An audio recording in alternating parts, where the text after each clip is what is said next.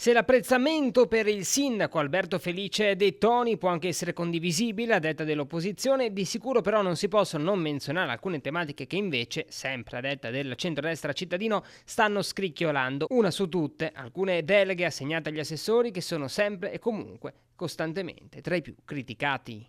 Quindi sì, farei una dicotomia anche tra la percezione di gradimento che si ha nei confronti della persona sindaco Felice De Toni e poi tutta la sua giunta e tutta la sua maggioranza che è un altro paio di maniche. Può essere, ma lo stesso discorso vale allora per il sondaggio su Fedriga, allargato alla giunta Fedriga forse avrebbe lo stesso risultato.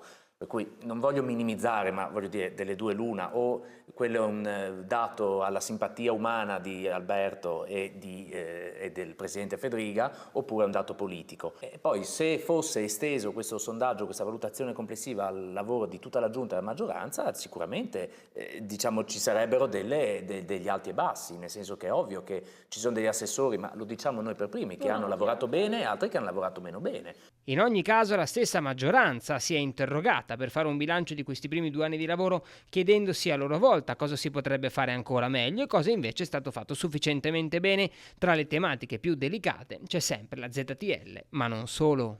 Beh, la questione diciamo, della ZTL è una, nel senso che è ora di fare chiarezza su quello che è diciamo, la prospettiva. Poi abbiamo recentemente posto al sindaco, anche visto i suoi impegni nazionali, lui fa parte della giunta nazionale dell'ANCI, il tema che forse dopo 2 anni è il caso che valuti che la delega al bilancio che lui si è trattenuto per sé venga assegnata all'interno della giunta a qualcuno in maniera che si possa fare diciamo, una sintesi politica.